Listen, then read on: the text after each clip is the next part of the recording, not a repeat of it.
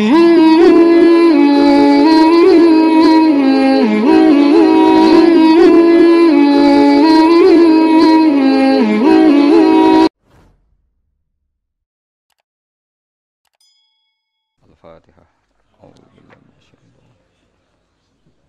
Rabbil alamin ar-rahmanir rahim maliki yaumiddin.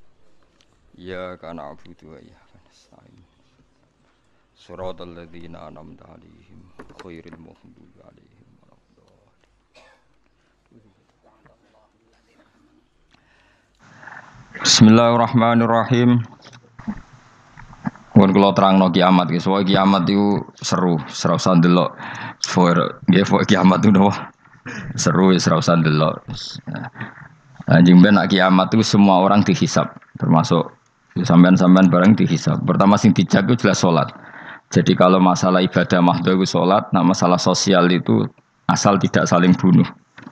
Terus kula terangaken ya. Terus ngendikane Rasulullah sallallahu alaihi wasallam ngendikane la yazalul mar'u fi fushatin min dini malam yusib daman haroman. Bapak malih ya. La yazalul mar'u fi fushatin min dini malam yusib daman haroman. Seseorang itu boleh serilek-rileknya dalam beragama asal dia tidak punya masa lalu mengalirkan darah yang terhormat. Kamane cara Jawa ora tau mateni wong, ora tau mateni wong, ora tau mateni wong mukmin utawa ora oleh mateni wong sing mu'ahad atau musta'man. Ya ada aturannya lah. Jadi kalau sampean urip ra tau mateni wong iku wis cara beragama iku rileks karena fifus satin mintin. Nah tentu mateni itu ada banyak sebab, di antaranya fatwa yang ekstrim. Sehingga ulama dulu itu senang guyon sampai keterusan saiki. Jadi kabeh wong alim khase sering guyon karena memang menghindari omongan penting. Kenapa? Karena sekali omongan penting ini kadang yu'addi ilal fatwa kita kotul. Takutnya fatwa itu ekstrim, kemudian saling apa? Saling bunuh. Sehingga masyhur itu ada pepatah bahwa statement ulama atau kolamul ulama, penanya ulama itu ahaddu minas sayf, lebih tajam ketimbang apa? Pedang, karena bisa menimbulkan macam-macam. Sehingga dulu banyak ulama kalau bab jinayat itu sudah tidak mau baca bab jinayat. Jinayat itu karena ya takutnya fatwanya itu ekstrim. Ada beda zaman Nabi itu kan enak ya. Sing Kanjeng Nabi mesti bener ya. Musuhnya Abu Jahal CS mesti salah ya. Tukaran saiki wis gak seru. Tukaran mbek kowe repot. Masih aku musuh sampean iki soalnya bener sampean. Wong ora tau urip ora tau seneng mbok musuhi ku piye ngono dadi. Kan gak penak. Jajal misalnya kiai itu karena mbek santri, wong mesti kan normalnya bela kiai ini, mergo luwih alim luwih bener. Tapi kan cara pandang, lah iya sing bener kok mau ngalah kan. Iso wae sing disalahno pangeran iku sing saiki wong tuwa tukaran mbek anak, kira-kira wong nyalahno sapa? Nyalahno wong tuane apa anake? Cara kowe dadi hakim. Wong tuwa kok wani anak, kualat ngono yo ya lucu. Dene kan anak kok wani wong.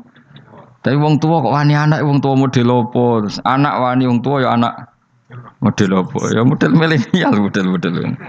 Tapi potensinya itu sama-sama salah. Sehingga ulama itu mulai dulu itu menghindari, ngendikan penting itu menghindari. Karena ya tadi takut fatwa itu. Saya ulang lagi ya. Jadi seseorang itu selonggar-longgarnya dalam beragama asal tidak pernah membunuh. Tidak memburu darah yang seharusnya tidak terbunuh. Terus kalau masalah ibadah itu Allah ngambilnya sholat. Awwalu ma yuhasabu bil mar'u napa? As-sholat. Pertama yang dihisab itu sholat. Jika sholatnya lolos, maka hisab yang lainnya napa? Ringan. Gempon ngoten. Terus ada hisab-hisab yang di kula waca mungkin sampean iso ngantisipasi hisab. Nah, jadilah tazulu qadama Adam atau qadama ibni Adam yaumal qiyamah hatta yus'ala an arba'in. Pertama ditanyakan dari sifat mudanya, dihabiskan untuk apa, umurnya untuk apa, hartanya dari mana, setelah mendapat untuk apa. Terus wa an ilmihi madza amila bihi, terakhir setelah mendapat ilmu itu apa yang dia perbuat. Mulane ada orang tok ilmu tidak ditakoki wae pangeran ora apa takoki. Ilmu iso nglakoni. Mboten gadah ilmu ya Gusti. Serepet sampean. Dunya mboten gadah dunya. Lha apa ning dunya nggih ngentosi mati sing aman niku. Aman apa? Sebab itu orang fakir itu masuk surga lebih cepat timbang orang kaya kacek pinten 500 tahun kita kok. Dia apa mboten gadah napa-napa. So ngaji mboten. Jadi gak perlu pertanggungjawaban mereka napa. Sekacau kan. Nah, sementing kalau terangno ngeten ya. Niki penting rungokno. Mahsyar iku maknane iku nggon giringan. Terus kiai kuno maknane bayangno nggon mahsyar iku maknane tempat dihalonya semua manusia. Terus mauqif itu tempat diberhentikan, apa tempat diberhentikan. Terus di situ Anda innahum mas'ulun, mereka semuanya ditanya, dihisab. Nggih rungokno semuanya dihisab. Terus ngendikane Kanjeng Nabi, hasibu anfusakum qabla an tuhasabu. Menghisaplah diri kamu sekarang sebelum kalian semua dihisab. Sehingga potensi kita ini umat Islam utamanya yang tahu ngaji-ngaji ini, sampean semua dihisab ini kemungkinannya kecil. Karena ketika kowe ning donya sampean sedanten kan biasa wis donga robbana zulamna anfusana. Jadi ya Allah, saya ini benar-benar mendolimi diri kita sendiri. Karena tujuannya hisab itu taubah. Taubah itu mempermalukan mereka di depan umum. Saya ulang lagi ya. Jadi semua hisab itu taubihan, mempermalukan mereka di depan umum bahwa mereka orang yang buruk. Sementara kamu di dunia sudah sering ngaku orang buruk. Selain ya wis wong akeh maksudnya ini kan. Jadi kayak ngakuin apa robbana zalamna anfusana. Sehingga ngendikane Kanjeng Nabi sebuti hasibu anfusakum qabla an tuhasabu. Menghisaplah diri kamu sendiri sebelum nanti kamu benar-benar dihisab. Sehingga umatnya Rasulullah itu kemungkinan kena hisab itu kecil sekali karena tadi sudah terbiasa menghisab dirinya sendiri. Apalagi kita kata Rasulullah, saya dikasih hadiah yang para nabi sebelum saya enggak dikasih hadiah itu. Apa itu? 5 hal itu. Di antaranya apa? Kata Rasulullah, wa utitu khawatima suratil Baqarah. Saya dikasih terakhirnya surat Baqarah. Di surat Baqarah itu umatnya Nabi dapat bonus dan ini luar biasa, yaitu ayat Rabbana la tu'akhidna inna sina wa akhtana. Ya Allah, jangan hisab kami, jangan beri sanksi kami, jangan azab kami kalau suatu saat kita lupa atau salah. ASP nak kue urung salah padahal mesti salah. Rai-rai ini gak mesti salah. Wes gawe perjanjian mbek pangeran Gusti. Dalam perjanjian dong, apa? Setiap saat saya salah langsung sepuro. Mohon buatan usah istighfar malih, mohon niki, mohon niku. Terus deal, soalnya deal ini. Lah itu ngendikane Kanjeng Nabi senyum-senyum senengnya ra karuan. Dan setiap itu dibaca oleh umatku, Allah sudah jawab qala na'am. Jadi Rabbana la tu'akhifna inna sina aw akhtana. Terus qala Allah menjawab na'am. Terus Rabbana wa la tahmil alaina isron kama hamaltahu 'alal ladzina min qablina. Nabi Muhammad jawab, Allah menjawab na'am. Sampai terakhir wa'fu anna, Allah jawab na'am. Kemudian para kiai itu punya kiat supaya umatnya itu hafal itu. Terus jadi bahan tahlil itu masalah ya. Faminhum ya faminhum. Sing tahlil ya ora paham, sing kritik ya ora paham. Alhamdulillah itu mesti padha-padha ra kena hisab. Mergo padha-padha ora napa? Paham. Jadi ora ono barokah kaya goblok wis barokah tenan. Mergo sing lakoni ya ora paham, sing kritik ora paham. Jadi kalimat yang di akhir surat Baqarah itu adalah termasuk hadiahnya Rasulullah yang tidak diberikan pada Nabi sebelumnya. Ini apa ini? U'titu khawatima suratil Baqarah. Saya dikasih akhir surat Baqarah. Gini ku setiap doanya umat Nabi Allah jawab napa? Na'am. Jadi ya Allah la tu'akhidna, jangan kasih sanksi kita inna sina au akhtana. Allah jawab na'am. Itu satu. Terus kedua, umatnya Nabi itu kalau dosa itu tidak perlu prosedurnya harus istighfar. Banyak amalan yang menjadikan diampuni. Misalnya kafaratul majlis itu lafadznya agak istighfar. Subhanakallahumma bihamdik misalnya. Dan banyak imatatul adza anit thoriq. Misalnya Nabi pernah cerita ada seseorang yang nakal, kemudian gara-gara menyingkirkan duri di jalan yang ganggu orang lewat, kemudian Allah memaafkan. Ada yang dimaafkan karena ngombeni anjing, macam-macam lah. Kemudian ngombeni santri, macam-macam. Sehingga potensi kita dimaafkan itu tinggi sekali karena ada sekian amal yang itu menjadi sebab ridhanya Allah Ta'ala.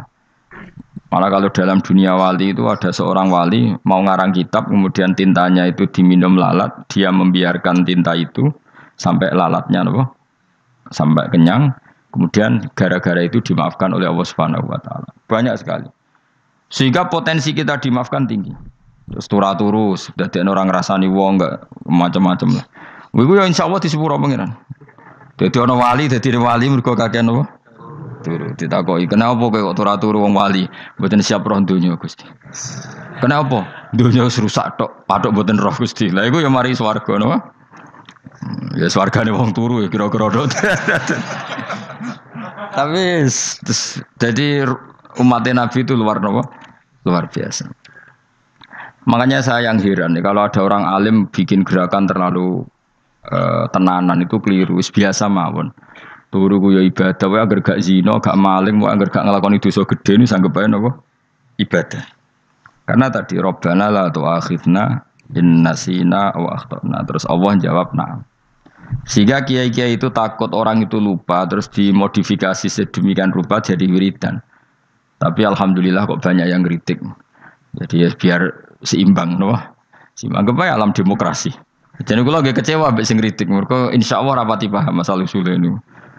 Karena satu-satunya cara supaya orang paham itu pancen yo dijak latihan bareng-bareng. Gak ngono wis malah ra paham blas. Ya tapi tadi ya semua itu resiko.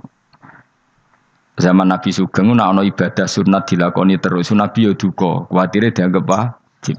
Tapi nek ora dilakoni blas Nabi yo duka, wong sunat ora tau dilakoni. Jadi sudah alhamdulillah sekarang ana sing ngritik, ana sing setuju biar seimbang no. Wong padha ora pahame wae napa? Padha paham. Padahal makna ayat itu luar biasa. Rabbana la tu'akhidna in nasina wa akhtana. Terus kedua, Rabbana wala tahmil alaina isron kama hamaltahu alal ladzina min qablina. Ya Allah, jangan beri beban kami sebagaimana Engkau memberi beban kepada orang sebelum kami. Dulu itu kalau ada orang yang salah, itu harus dibunuh oleh orang yang tidak salah.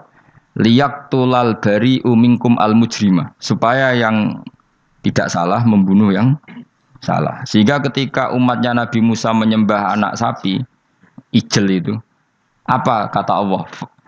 Fatubu ila bari'ikum faqtulu anfusakum. Kamu syaratnya tobat harus saling membunuh, yaitu orang yang terbebas dari dosa itu membunuh yang tidak dosa. Masyhur itu. Terus Allah mengirimkan mendung yang pekat, terus gelap. Ketika gelap itu yang al-bari yang enggak dosa mengeksekusi yang dosa. Sekarang kan enggak, paling tangkap KPK. Berarti penjara mulai suka sisa korupsi jake. Jadi penak lah pokoknya zaman akhir itu penak. Pemenang saya KPK ini mulai disoal jadi aman lah. Sebuah sing bener di. Ajane ya sing bener ya pangeran. Misalnya rasa KPK lah nak takwa ya rasa korupsi. Kalau KPK dilemahkan nanti yang korupsi marah. Lah masih orang KPK lah nak di pangeran kan ya aman karena korupsi. Kowe aneh-aneh wae. Kowe wong mukmin kok bakas ngono. Kowe sementing iku nak kowe wedi pangeran kan ra usah polisi, ra usah KPK wis tetep ra usah dosa wong wedine mbek pangeran. Nah, kecuali ra usah pangeran ateis, lha iku masalah. Ya, tapi kan omongan ini gak populer, padahal bener. Nah, aneh. Jadi karepmu ngene, terbebas korupsi nek ana KPK, urip makmur nek ana menteri kemakmuran. Pokoknya kuwabe kuwi mbok gantungno pejabat negara. Mengane tau hitam jeblok, sak jeblok-jebloke. Misalnya rasa sejahtera, sare menteri sosial harusnya gini-gini. Ngono korupsi salah KPK. Ngono ana ora keamanan salah polisi. Senengane nyalahno wong. Gue sekali-kali nganggo tauhid. Nek ana adab iku mergo dosa yang sudah kelewat. Ya tapi kan gak mungkin ngomong bernegara gitu. Tapi atas nama iman bahasa kita seperti itu. Kalau atas nama bernegara emang kita butuh polisi, butuh tentara, butuh KPK. Tapi atas nama iman ya tadi. Kalau kita diberi sanksi Allah itu rata-rata dari bima qaddamat yadaka itu pasti ada salah yang pernah Anda lakukan. Ya tapi sudahlah ini zaman sudah seperti ini. Anut umumnya wong akeh. Kalau terang nomale masalah hisab ya. Hasibu anfusakum qabla an tuhasabu. Kamu menghisablah diri kamu sebelum kamu dihisab. Misalnya saya sebagai ulama, tentu hisab terberat saya itu kitmanul ilmi, menyembunyikan apa? ilmu. Karena ilmu kalau disembunyikan tuh bahaya sekali. Bayangkan di alam fisik. Misalnya ada orang berkebutuhan pada kemaksiatan, terus di situ ditulis bar, karaoke misalnya. Orang bisa ke sana karena ada tulisannya, ada WA-nya, ada alamatnya. Kemudian ketika Anda bisa Fathul Qorib, tidak ada tulisannya. Harusnya Anda juga nulis ahli Fathul Qorib, ahli Fathul Mu'in, nah, atau ahli Jaljalut, tulis saja. Ahli Primbon. Enggak apa-apa, tulis saja. Penerus Ronggo Warsito, tulis saja. Zaman gendeng, arah melok gendeng, keduman, tulis saja. Tapi barokahnya tulisan itu kan orang bisa tahu. Makanya kenapa banyak orang sufi yang sudah menyembunyikan diri, warnanya nakal-nakal, karena dia disalahkan Allah, karena menyembunyikan ilmu. Saya itu orang yang senang tertutup, kecuali masalah ilmu. Saya mau mengajar terbuka seperti ini. Karena tadi, awal dari dikenalinya kemakrufan adalah dimaklumatkan. Awal dari dikenalinya keburukan juga karena dimaklumatkan. Betapa celakanya kalau kemungkaran dimaklumatkan sementara kebenaran tidak dimaklumatkan. Makanya Mbah Mun itu sampai berfatwa, Mbah Mun guru saya itu. Nak ono masjid ra ono menawarane Mbah Mun duka. Masjid kok ora ono menarane, wajib ono. Dulu saya iskal kenapa menara jadi wajib. Tapi setelah saya tambah angan-angan, secara fikih jelas tidak wajib. Tapi coba bayangkan, misalnya ada bar, lampunya tinggi, orang dari jauh tahu itu bar, sehingga kalau mau maksiat misalnya ingin ke sana. Sekarang misalnya masjid gak ada menara, ada orang ingin sholat, ada masjid tahu orang. Tapi baru kayak ada menaranya kan, tahu. Intinya semua kebaikan itu harus dimanarohkan, makanya manaroh itu dari kata nur, dimenarakan, dari kata nur, dari kata dicahayakan, dimaklumatkan. Sehingga mulai dulu lama itu meskipun humul itu menyembunyikan diri. Tapi kalau masalah ilmu mereka membuka diri. Loh coba kalau misalnya ngaji seperti saya ini, saya tidak terang-terangan jadi orang alim. Sebetulnya nggak baik. Kalau kamu ujub, sombong, aku orang alim itu tidak baik. Tapi kalau kita kan tidak karena ujub tadi, harus memaklumatkan. Coba berapa bapak-bapak yang tertolong nyari bidan ketika istrinya hamil. Gara-gara tulisan karena yang nolong itu. Bidan, ya kan, dokter gigi, atau kalau enggak dokter, ya ahli gigi. Ahli gigi itu yang dipasang tanpa medis itu. Enggak, kamu menjadi tahu karena apa coba? Tulisan kan. Tapi kenapa kebaikan tidak seperti itu? Harusnya sampean itu tulis saja, misalnya sampean enggak alim saja, maklar orang alim. Siap menyalurkan ke tempat-tempat orang alim. Coba TKI tenaga kerja itu. Mereka tahu Korea, Hongkong karena tulisan penyalur tenaga kerja. Tulis saja rumah kamu penyalur ke orang alim. Nanti antar ke berduaan. Kalau ada orang tanya, maksudnya gimana? Kalau butuh orang alim tak antarkan. Oh ya sudah. Itu kalau se-Indonesia, itu luar biasa. Jadi yang ngajinya dulu Fathul Qorib sampai bab sholat itu saja. Ahli Fathul Qorib sampai bab sholat. Tulis saja dalam kurung pemahaman pas-pasan. Enggak apa-apa. Lo coba dokter itu kan fair. Kalau ilmunya pas-pasan tulis dokter umum. Kalau dia merasa pinter dokter spesialis. Dan itu menjadi orang tahu. Tulis saya kan ke ahli saraf.